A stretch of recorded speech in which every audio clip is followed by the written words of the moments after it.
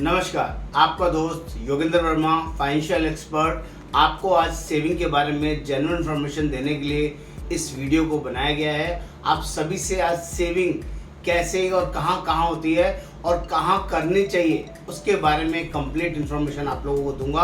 आप सभी से रिक्वेस्ट है कृपया इस वीडियो को एंड तक देखें और जेन्युइनली इस वीडियो में आपको ये समझ में आएगा कि जेन्युइन सेविंग कहां करना चाहिए। आज की डेट में बात कर लेते हैं दोस्तों। अगर मैं आपसे स्ट्रेट फॉरवर्ड पूछूं, आप सेविंग कहाँ करते हैं, आप सेविंग कहाँ करना पसंद करेंगे?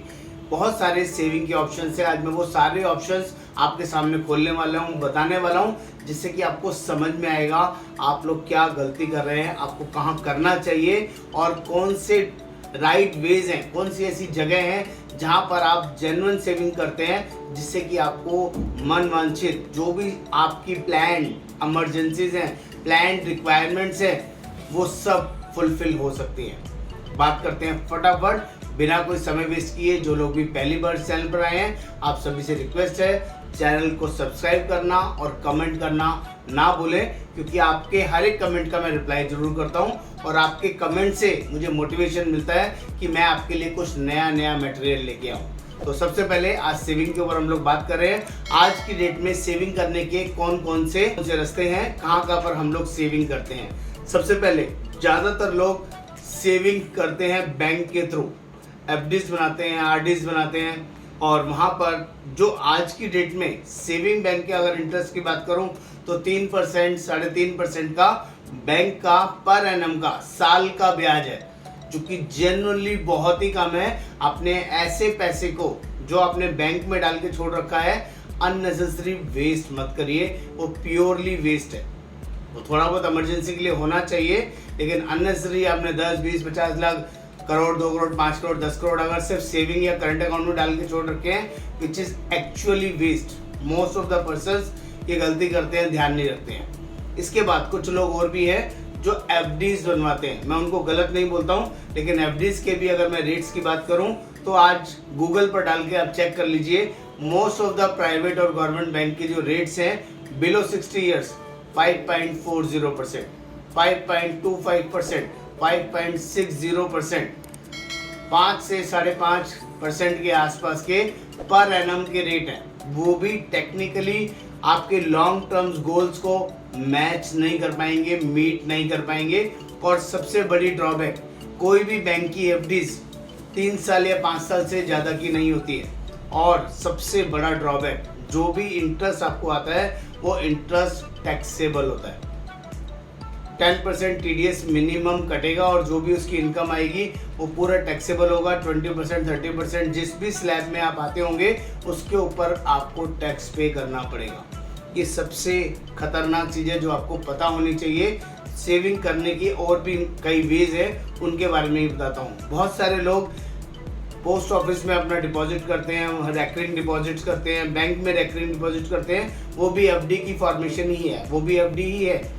और जो पोस्ट ऑफिस की बात करूं, वहाँ पर बहुत सारे किसान विकास पत्र, इंदिरा विकास पत्र, मल्टीपल 5 साल, 10 साल, 12 साल की टर्म्स के विकास पत्र टाइप के ऑप्शंस आते हैं, जिसमें कि आप अपने पैसे को 12 साल, 14 साल में डबल कर सकते हैं। या एक सर्टेन रेट ऑफ इंटरेस्ट में 5%, 5.5%, 6% तक का रेट ऑफ इंटरेस्ट में मैक्सिमम आपको पोस्ट ऑफिस प्रोवाइड करता है।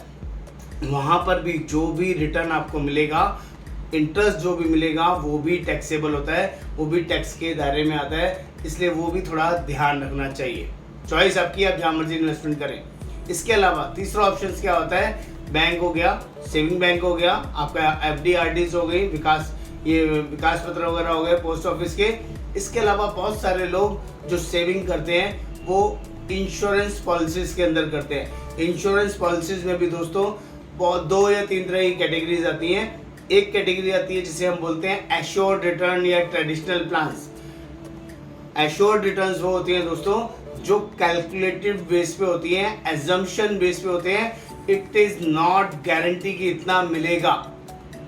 और बहुत सारे लोग अगर मैं बात करूं जो अपने बच्चों के लिए बड़ी एजुकेशन प्लान करना चाहते हैं, जो अपने बच्चों के लिए एक अच्छा फ्यूचर देना चाहते हैं, उनका मैरिज के लिए प्लानिंग कर रहे हैं, अपनी रिटायरमेंट प्लानिंग कर रहे हैं, अपने लिए फंड जनरेट कर रहे हैं, कोई उनका सपना है, कोई मकान के लिए, किसी चीज़ के लिए वो फंड जोड़ रहे हैं और ऐसे अनगारंटेड, नॉन गारंटेड प्रोडक्ट्स में पैसा लगा के फंस जाते हैं। जब एंड ऑफ द डे जब मैच्योरिटी आती है तो जो एजेंट ने बताई हुई होती है वो नहीं मिलती। उसका एक बहुत बड़ा रीज़न है, वो जो एजेंट आपको प्रेजेंटेशन दे के जाता है, बताता है, वो किसी सॉफ्टवेयर के थ्रू बना के क्रिएट करके दे के जाता है। और बहुत सारे एजेंट्स, मैं सभी की बात नहीं कर रहा हूँ दोस्तों, पांचों उंगलियां एक जैसी नहीं होती हैं, लेकिन बहुत सारे एजेंट जो प्रेजेंटेशंस आपको देते हैं उसमें इन्फ्लेटेड फिगर्स होती हैं। वो आपकी फिगर्स एक्चुअल से बढ़ाई गई होती है, जो एक्चुअल आनी होती है वो नहीं दिखाया जाता है। आपको अच्छा लगे इसके ब्याह पर प्रेजेंटेशन बढ़ा दी जाती है, जब आपका जो सर्टेन गोल है वो फुलफिल नहीं हो पाता और उसकी वजह से आपको प्रॉब्लम आ सकती है। तो मेरा एक फ़र्ज़ है आपको गाइड करने का। बहुत सारी कंपनीज के अंदर एश्योर्ड रिटर्न वाले प्लान्स आते हैं जिनके बॉन्ड्स के ऊपर राइटिंग में नहीं लिखा होता मैच्योरिटी कितना मिलेगा। चाहे वो LIC हो, चाहे वो कोई प्राइवेट कंपनी हो, चाहे वो कोई भी कंपनी क्यों ना हो, जिस भी कंपनी के बॉन्ड पे, जो भी आप लाइफ इंश्योरेंस प्लान खरीदते हैं, जिस भी कंपनी के बॉन्ड पे मैच्योरिटी वैल्यू, ध्यान रखिएगा इस बात को, मैच्योरिटी वैल्यू ना लिखा हो तो वह समझ लीजिए कि ये एश्योर्ड रिटर्न वाले प्लान्स हैं। एश्योर्ड रिटर्न का मतलब होता है एजम्पशन बेस्ड रिटर्न, आपका bonus based return, performance based return, कि अगले 10 सालों बाद, अगले 20 सालों बाद, अगले 25 सालों के बाद जैसे जैसे उस कॉर्पोरेशन को, उस कंपनी को प्रॉफिट आएगा, उसके बेसिस पर जैसे जैसे बोनस डिक्लेयर होगा, प्रॉफिट डिक्लेयर होगा, आपका पॉलिसी में बोनस या इंटरेस्ट जुड़ना शुरू हो जाएगा। That is not non guarantee कि वो इतना ही होगा जो एजेंट ने आपको आज बताया। तो प्लीज़ अंडरस्टैंड, ऐसे जो नॉन गारंटेड प्लान्स होते हैं उस पर बहुत ज़्यादा बिलीव ना करें, उसको कंपनी की साइट से ज़रूर वेरीफाई करें कि जो बताया गया है और कंपनी की वेबसाइट पर जो वो शो हो रहा है वो मैच कर रहा है कि नहीं कर रहा है, रिटर्न्स मैच कर रही है कि नहीं कर रही। ये मैंने बताया आपको एश्योर्ड रिटर्न वाले प्लान। एक और प्लान होता है दोस्तों, लाइफ इंश्योरेंस के अंदर ही आपको गारंटेड वर्ड मेंशन मिलेगा, गारंटेड प्लान्स मिलेंगे, maturity value, returns value guaranteed आपके बॉन्ड पे, आपकी पॉलिसी पे लिखे हुए मिलेंगे, कब कब कितना कितना पैसा मिलेगा, इतने पैसे इतने टाइम तक देंगे, इतना मिलेगा। That is called specific guaranteed plan. उनकी रिटर्न्स में भी कम हो सकती है। इन दोनों प्लान्स में एक सबसे अच्छी कॉमन चीज होती है, जो इनको आप प्रीमियम पे करते हैं वो 80C के अगेंस्ट टैक्स फ्री होता है। आपका 1.5 लाख की जो लिमिट होती है उसके अंदर आपका क्लेम कर सकते हैं, टैक्स नहीं लगेगा। और जो मैच्योरिटी मिलती है वो भी अंडर सेक्शन 1010D के अगेंस्ट टैक्स फ्री होती है।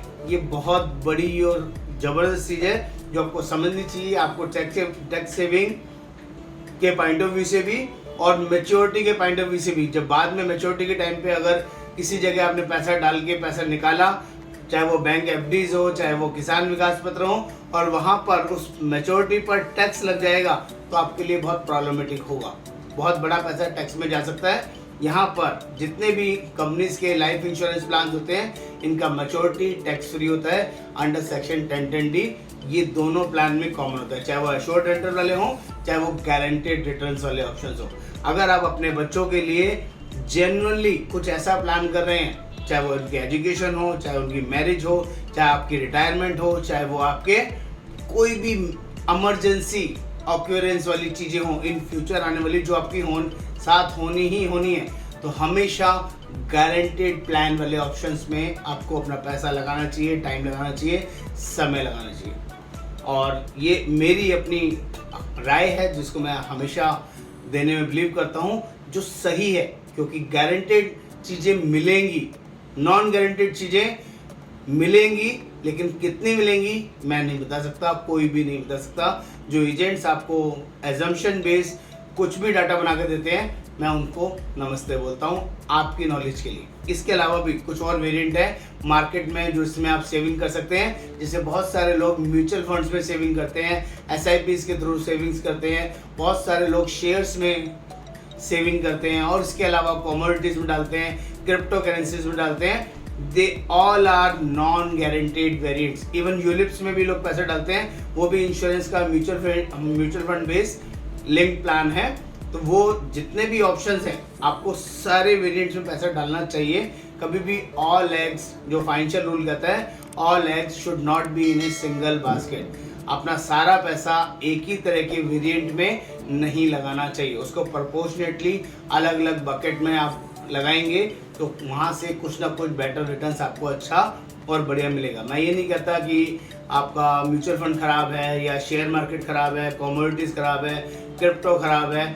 जिस चीज़ की आपको पूरी समझ नहीं है उसमें किसी पर अननेसेसरी ब्लाइंड फेथ करके कोई पैसा लगाना वो खराब है। अगर आपको क्रिप्टो की नॉलेज है, अगर आपको शेयर्स की नॉलेज है, अगर आपको म्यूचुअल फंड की नॉलेज है तो रेस्पेक्टिवली जितना आप मैनेज कर सकते हैं, जितना आपको समझ है उसके अकॉर्डिंग इन्वेस्ट कर सकते हैं, बिल्कुल करिए। लेकिन ये नॉन गारंटीड वेरिएंट है, मार्केट कब बढ़ेगी कब नीचे जाएगी आपको नहीं पता चलेगा। लॉन्ग टर्म पर्सपेक्टिव से बात करते हैं तो may be mutual fund and shares अच्छे हो सकते हैं, लेकिन ट्रेडिंग पर्सपेक्टिव से बात करूं तो वो बिल्कुल भी यूज़फुल नहीं है, क्योंकि उसमें आपका रेगुलर इंटरवेंशन ज़रूरी है, पूरी नो हाउ ज़रूरी है, नहीं तो मैक्सिमम टाइम आपके साथ लॉस ही होना है। इसके अलावा भी बहुत सारे और छोटे मोटे सेविंग के तरीके हैं। बहुत सारे लोग गोल्ड में इन्वेस्ट करते हैं, बहुत सारे लोग डायमंड में, ज्वेलरी में और प्रॉपर्टीज़ में इन्वेस्ट करते हैं। वो सारे वेरिएंट भी अवेलेबल हैं, लेकिन सारे लोग इतना बड़ा लमसम पैसा प्रॉपर्टीज़ के लिए इकट्ठा नहीं कर पाते। सारे लोग गोल्ड ज्वेलरी के लिए भी इकट्ठा पैसा इन्वेस्ट नहीं कर पाते। और गोल्ड और ज्वेलरी की इन्वेस्टमेंट एक्चुअली वेस्ट है। वो कहीं ना कहीं आपके पैसे को डेप्रिशिएट करती है, एप्रिशिएट कम करती है। चांसेस होते हैं कभी आपने बहुत लंबे टाइम तक 20,000 25,000 के रेट पे गोल्ड लिया होगा, आज 50,000 रुपये के रेट पे है, तो मैक्सिमम डबल है। उसको हो सकता है 10 साल हो गए हो, 20 साल हो गए हो, तो 10 साल 20 साल के अंदर अगर कोई रिटर्न्स आपको मैक्सिमम डबल के आसपास दे रहे हैं ना, तो बहुत बड़ी रिटर्न नहीं है। और ज्वेलरी में हमेशा पैसा कट के मिलता है। अगर आपने सॉलिड आइटम गोल्ड लिया है, बिस्किट लिया है, तो उसको आप फिर भी एक्सचेंज करना इजी है, कन्वर्ट करना इजी है। बट अगर ज्वेलरी फॉर्मेशन में लिया है तो उसमें डिडक्शंस होता ही होता है। इसको मैं आपको बताना समझाना चाहता हूँ। तो मैं उम्मीद करूँ जो मैंने आपको वेरिएंट समझाए सेविंग के, आपको समझ में आए होंगे और आप अपना सेविंग करते समय ध्यान रखेंगे कि मैक्सिमम पोर्शन आपको कहाँ रखना है। It's up to you. ज़्यादा जानकारी के लिए आप हमें कॉल कर सकते हैं। हम लोग प्रॉपर फाइनेंशियल प्लानिंग बनाते हैं, सिखाते हैं, समझाते हैं कि आपको कहाँ कहाँ किस किस वेरिएंट में इन्वेस्ट करना चाहिए।